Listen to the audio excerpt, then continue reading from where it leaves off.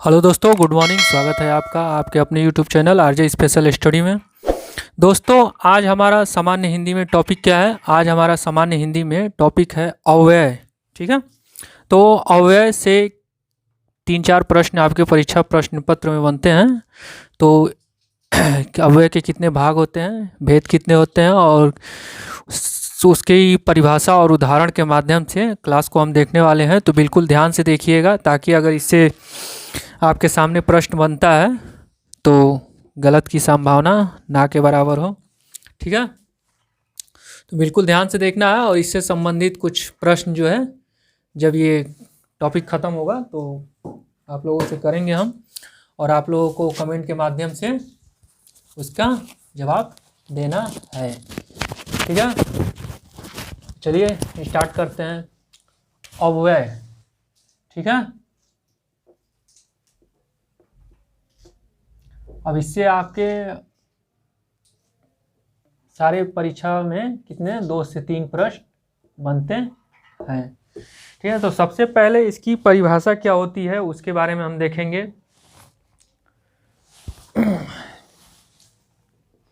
परिभाषा क्या है इसकी, बिल्कुल ध्यान से देखना है। जिस ऐसे शब्द जिसमें, ठीक है, ऐसे शब्द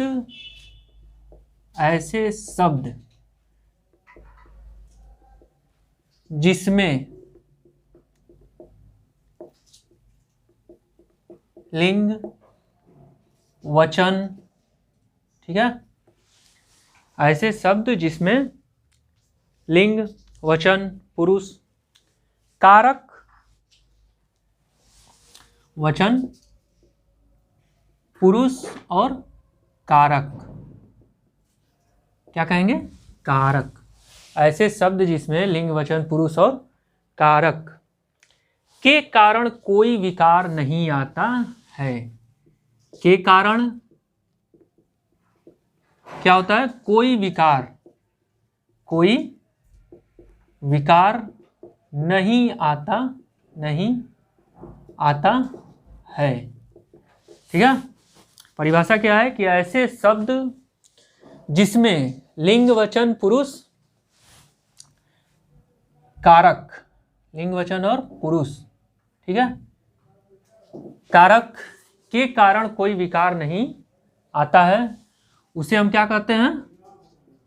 उसे हम अविकारी या अव्यय, ठीक है, अविकारी या अव्यय कहते हैं। चलिए, ये तो रहा इसका क्या परिभाषा रहा कि ऐसे शब्द जिसमें लिंग वचन पुरुष कारक के कारण कोई विकार नहीं आता है, उसे हम क्या कहते हैं? उसे हम अव्यय कहते हैं। देखिए, इसमें कुछ आपके शब्द हैं, ठीक है, इसमें कुछ शब्द हैं। ये शब्द हमेशा क्या रहते हैं? अपरिवर्तित रहते हैं। ठीक है, ऐसे शब्द जो अपरिवर्तित, ठीक है, होते हैं। ऐसे शब्द जो अपरिवर्तित होते हैं, कुछ शब्द हैं, ठीक है, तो इनका मूल रूप स्थिर रहता है। यह मतलब एक तरह से समझ लीजिए कि कभी इनमें बदलाव नहीं होता है। ठीक है, ये शब्द सदैव, जितने भी अविकारी शब्द होते हैं, ऐसे शब्द, ये शब्द हमेशा क्या रहते हैं? अपरिवर्तित होते हैं।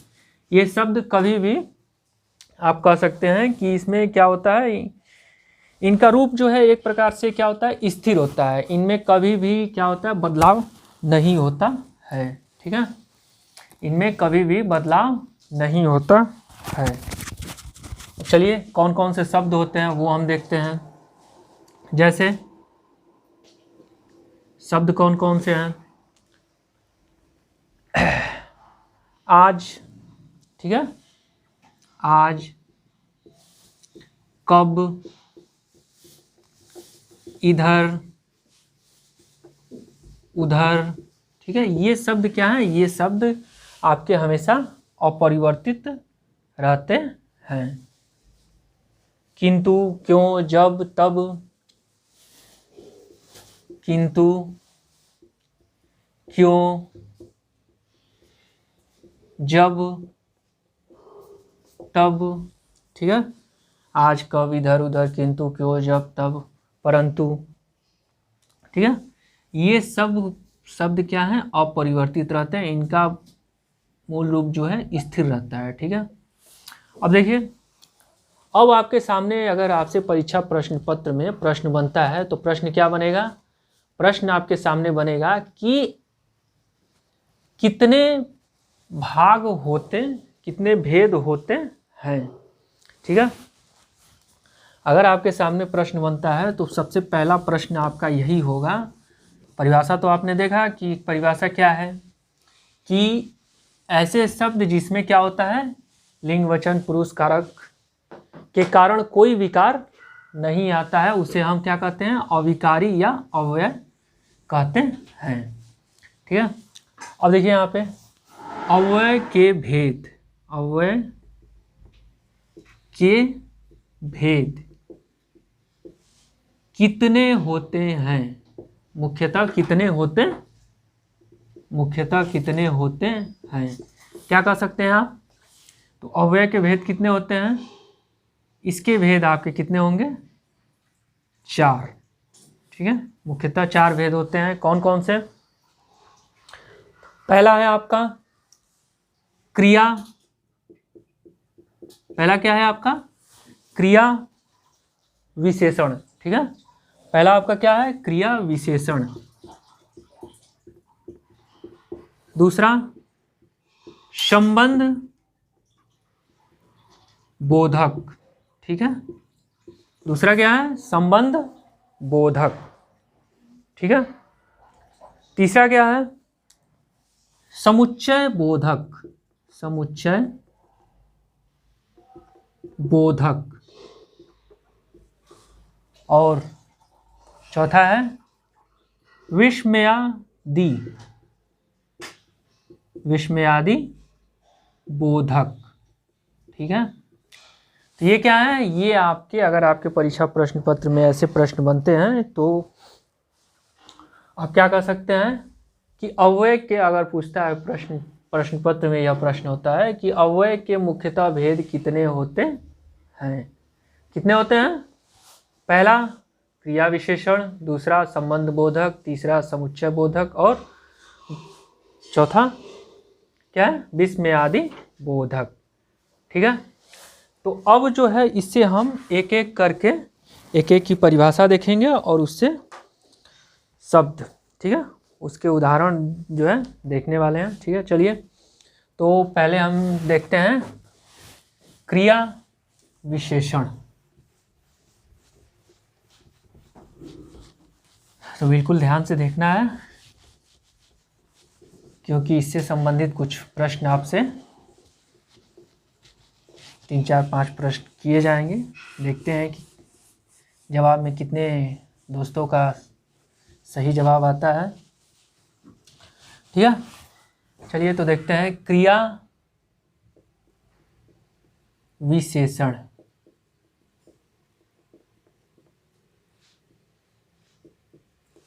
क्रिया विशेषण परिभाषा क्या है, जो शब्द क्रिया की विशेषता बताते हैं।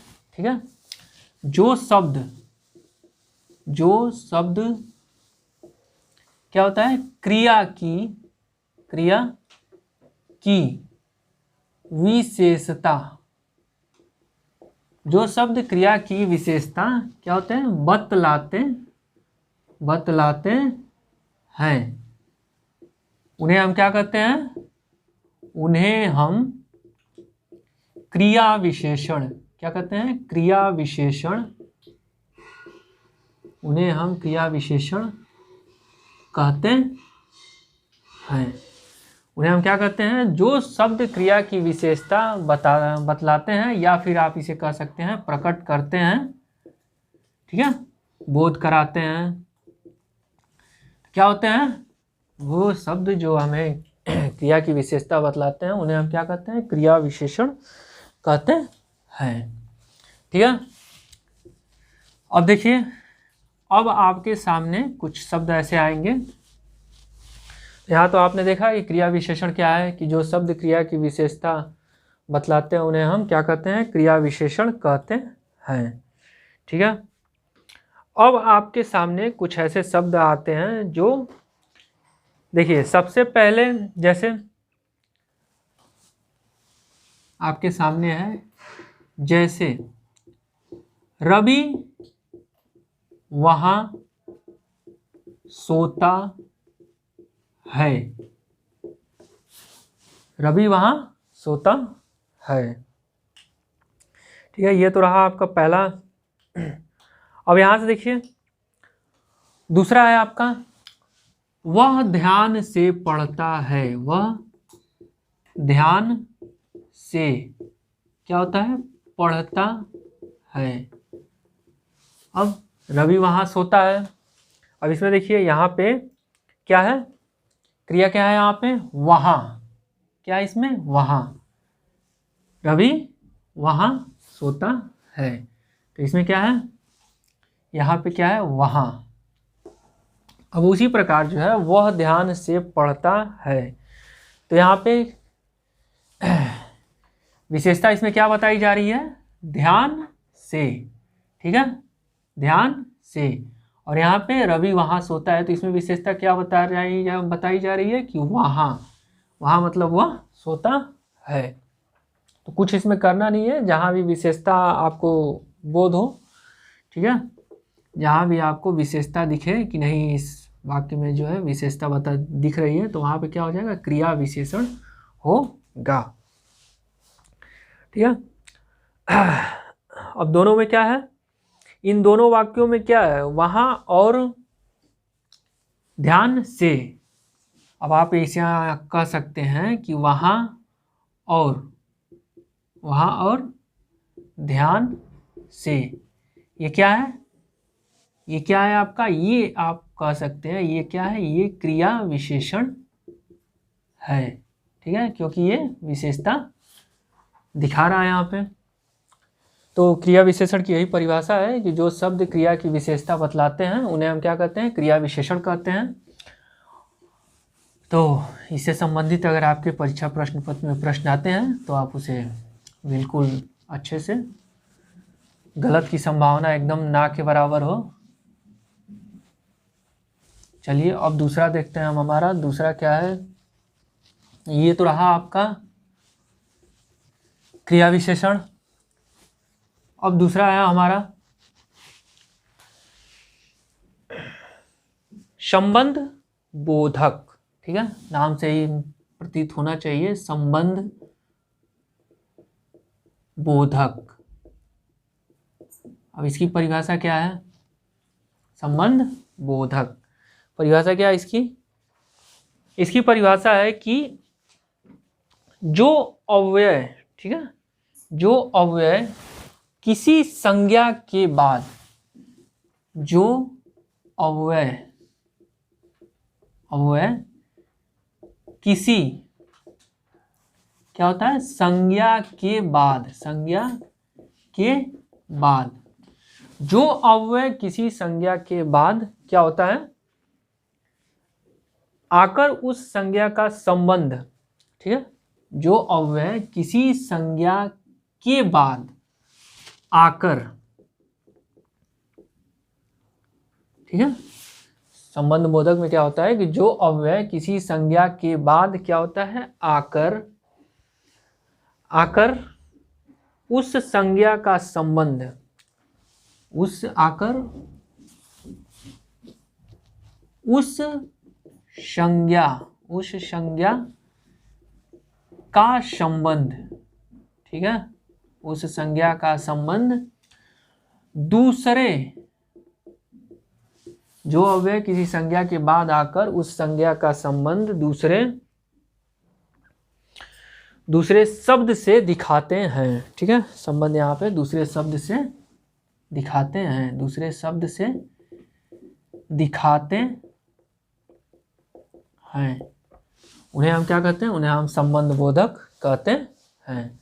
तो जो अव्यय किसी संज्ञा के बाद आकर के उस संज्ञा का संबंध दूसरे शब्द से क्या होता है, दिखाते हैं, संबंध वाक्य के दूसरे संबंध से दिखाते हैं, वो क्या कहलाते हैं, वो कहलाते हैं आपके, उन्हें हम क्या कह सकते हैं, संबंध बोधक कहते हैं। अब इसमें देखिए, जैसे आपके सामने, जैसे उदाहरण के तौर पे कुछ शब्द यहाँ पे आपके आते हैं, जैसे क्या है, वह दिन भर काम करता रहा। ठीक है, वह दिन भर काम, वह दिन भर काम करता रहा। ये क्या है, ये सब आपके संबंध बोधक। वह दिन भर क्या करता रहा, काम करता रहा। और देखिए दूसरा क्या है, मैं विद्यालय तक गया था। मैं विद्यालय तक गया था। ठीक है, उसी प्रकार दूसरा आपका शब्द क्या है, वाक्य क्या है, मनुष्य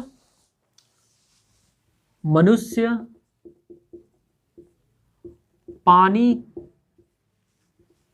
के बिना जीवित नहीं रह सकता। ये क्या है, ये वैसे जो है शब्द हैं, वाक्य हैं कि जो अव्यय के किसी संज्ञा के बाद आकर उस संज्ञा का क्या है, संबंध दूसरे शब्द से दिखाते हैं। जैसे देखिए यहाँ पे क्या है, मनुष्य पानी के बिना, देखिए यहाँ पे पानी के बिना क्या है, जीवित नहीं रह सकता, मतलब कहीं ना कहीं इन दोनों में क्या है, संबंध दिखता है। जैसे मैं विद्यालय, देखिए मैं विद्यालय, इन दोनों में क्या है, संबंध है। तो जहाँ जिसके बिना कार्य ना पूरा हो उसे क्या कह सकते हैं, संबंध बोधक कह सकते हैं। ठीक है, अब यहाँ पे वह दिन भर काम करता रहा, कौन करता रहा, अगर आप यहाँ से वह अगर वह हटा दें यहाँ से, तो दिन भर काम करता रहा, कौन करता रहा, क्या कोई यहाँ पे आपके पास जवाब नहीं होगा। तो इसीलिए यहाँ पे अगर जब हम यहाँ पे लगाते हैं वह, तो क्या है, वह दिन भर काम करता रहा। ठीक है, उसी प्रकार अगर आपके सामने ऐसे शब्द आते हैं, ठीक है, तो आप उसे क्या कह सकते हैं, उसे आप संबंध बोधक कह सकते हैं। ठीक है, चलिए, तो अब ये दूसरा था आपका संबंध बोधक। तीसरा क्या है हमारा, तीसरा है समुच्चय बोधक। तो ये संबंध बोधक था कि जहाँ भी संबंध दिखे दो शब्दों के बीच में, तो वहाँ क्या कह सकते हैं, वहाँ कह सकते हैं आप संबंध बोधक। अब देखिए, अब तीसरा है आपका समुच्चय बोधक।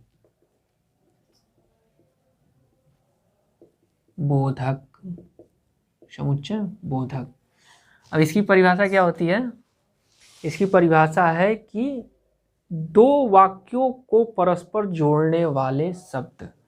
ठीक है, समुच्चय बोधक में था कि दो शब्द एक दूसरे के साथ जो है मिले रहते हैं, और संबंध बोधक में दो शब्द क्या थे, दो शब्द आपस में क्या होते थे, जुड़े रहते थे। ठीक है, और समुच्चय बोधक में क्या है, समुच्चय बोधक में आपका है, इसकी परिभाषा क्या है कि दो वाक्यों को परस्पर जोड़ने वाले शब्द, दो वाक्यों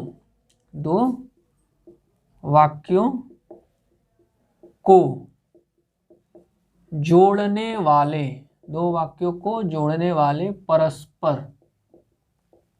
ठीक है, दो वाक्यों को जोड़ने वाले परस्पर, दो वाक्यों को परस्पर जोड़ने वाले, ठीक है, शब्द क्या कहते हैं, समुच्चय बोधक अव्यय कहे जाते हैं। ठीक है, शब्द समुच्चय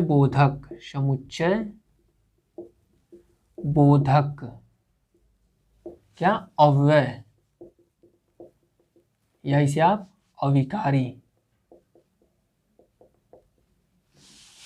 कहे जाते हैं। ठीक है। अब देखिए, दो परस्पर वाक्यों को जोड़ने वाले शब्द क्या कहे जाते हैं? दो वाक्यों को परस्पर जोड़ने वाले शब्द क्या कहे जाते हैं? समुच्चय बोधक, अव्यय या अविकारी कहे जाते हैं। ठीक है। जैसे आपके सामने वाक्य है,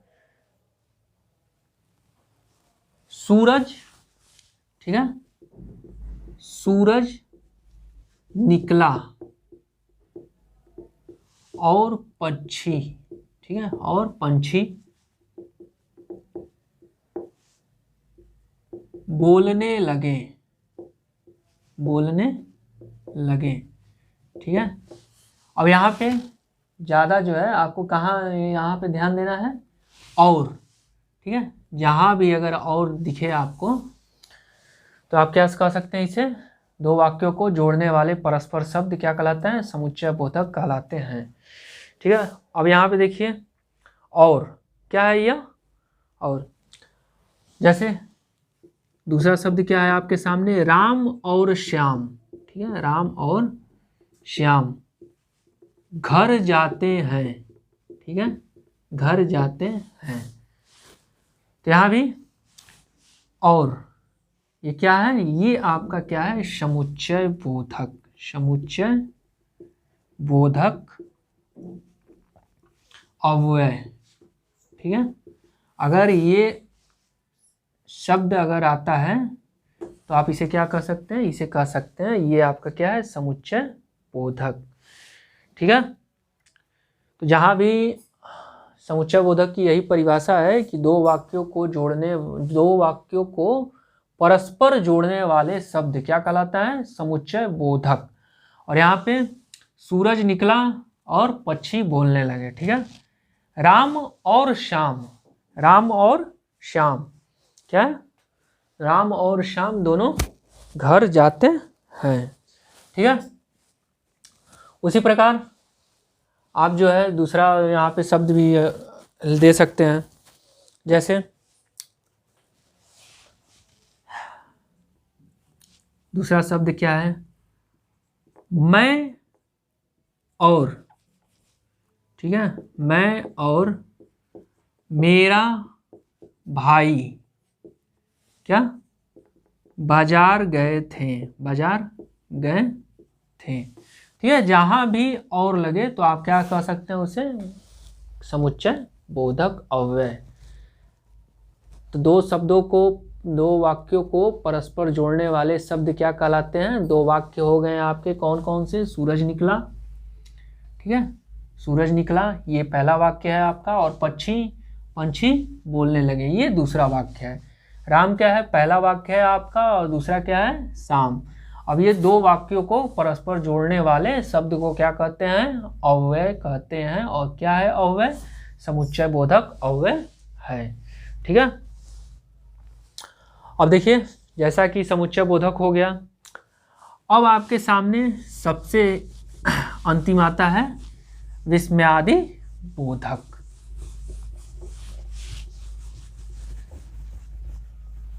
तो उसकी भी परिभाषा और उदाहरण देखेंगे। विस्मयादि बोधक, उसकी परिभाषा क्या है? विस्मयादि बोधक। अब इसकी परिभाषा क्या है आपका? कि जिन अवयवों, ठीक है, जिन अवयवों से, जिन अवयवों या अविकारी, ठीक है, अविकारी, जिन अवयवों से क्या होता है? हर्ष, शोक, ठीक है, जिन अवयवों से हर्ष, शोक, घृणा आदि भाव, ठीक है, शोक घृणा आदि भाव, आदि भाव क्या होते हैं, व्यंजित होते हैं, ठीक है, व्यंजित होते हैं,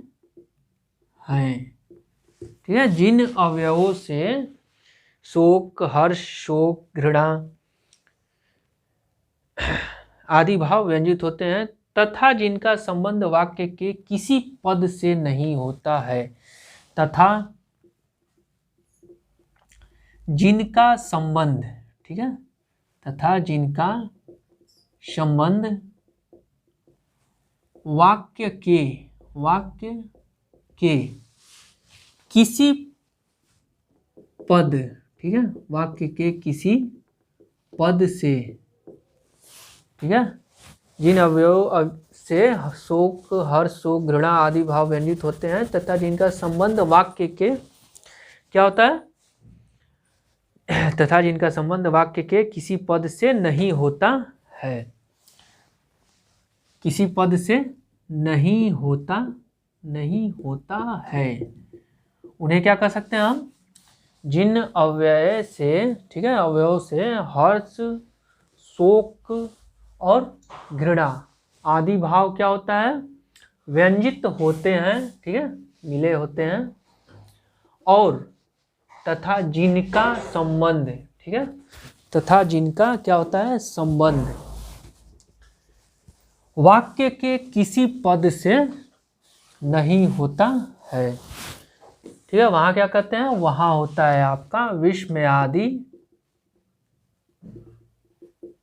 बोधक, ठीक है, विस्मयादि बोधक अव्यय कहलाते हैं, ठीक है। तो जल्दी से इसके कुछ उदाहरण देखते हैं हम। पहला उदाहरण क्या है, जैसे विस्मयादि बोधक, ठीक है, जैसे क्या वह, ठीक है, क्या वह, ठीक है। अब देखिए यहाँ पे विस्मयादि का निशान कैसा होता है, ऐसे होता है, विस्मयादि का निशान कैसे होता है, चिन्ह कैसे होता है, हिंदी वर्णमाला में, ठीक है, विराम चिन्ह जब हम पढ़ेंगे तो उसके बारे में बताया जाएगा। तो यहाँ पे क्या वह आगरा, ठीक है, जा रहा है, क्या वह आगरा जा रहा है। देखिए यहाँ पे अब इसमें क्या है, इसमें है कि क्या वह आगरा जा रहा है, ठीक है। अब उसी प्रकार जैसे शोक व्यतीत करना होता है, शोक दिखाना रहता है, तो लोग क्या कहते हैं कि हाय वह चल बसा, हाय वह चल बसा, ठीक है।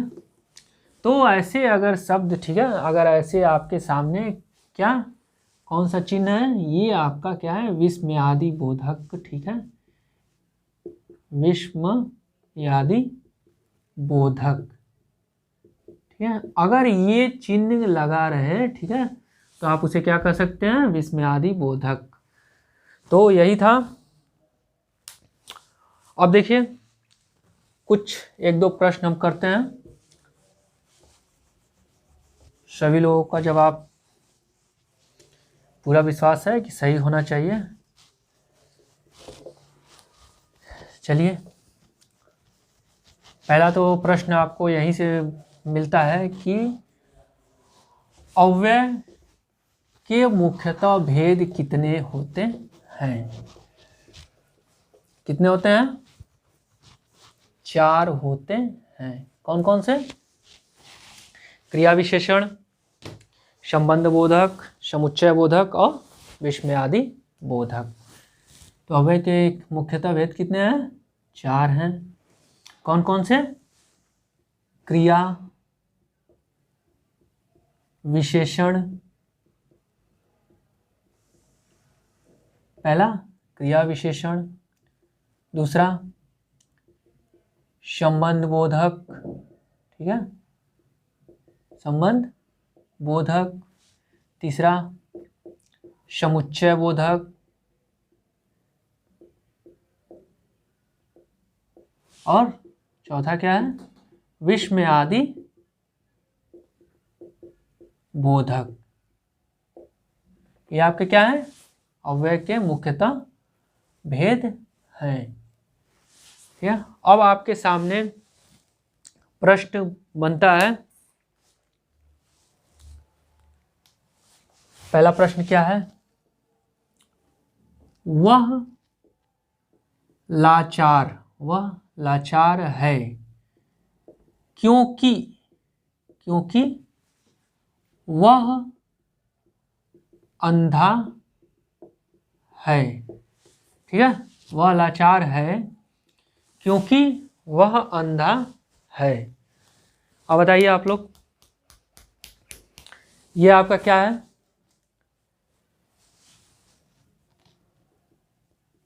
संकेत वाचक पहला, दूसरा परिमाण वाचक,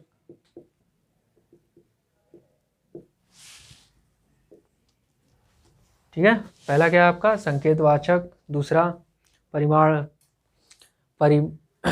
वाचक,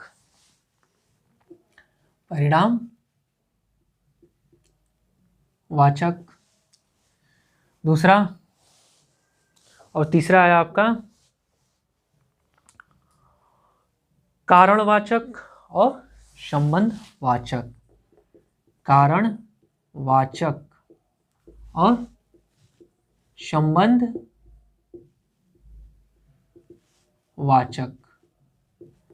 क्या है, वह लाचार है क्योंकि वह अंधा है।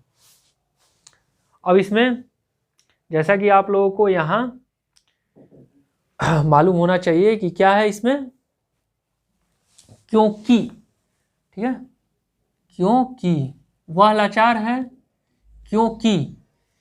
क्योंकि वह अंधा है। कारण यहाँ पे क्या दिख रहा है, अंधा।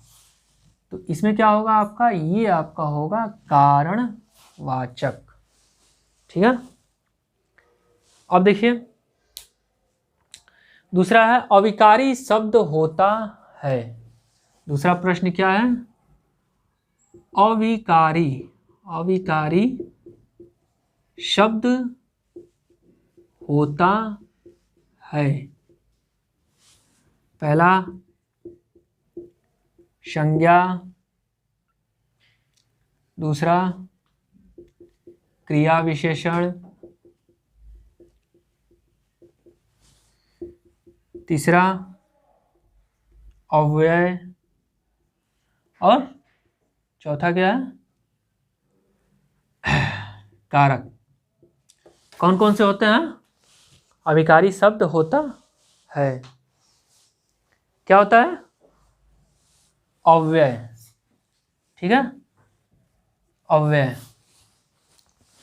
तो ये रहा आप लोगों का आज सामान्य हिंदी में अव्यय के भाग जो है हमने समाप्त किए हैं। एक एक के बारे में परिभाषा और उदाहरण के माध्यम से हमने देखा। अब इससे आप लोगों को करना क्या है कि अगर इससे आपके सामने जितने प्रश्न बनते हैं परीक्षा प्रश्न पत्र में, तो आप लोग जितना अधिक से अधिक हो इससे संबंधित प्रश्न जितने भी आए हुए हैं पिछले प्रश्न पत्र में, सबको करने की कोशिश कीजिए और किसी भी एग्ज़ाम में अपना 100% देने का कोशिश कीजिए। ठीक है, तो okay, bye bye, take care. मिलते हैं अपने अगले भाग में सामान्य हिंदी के साथ।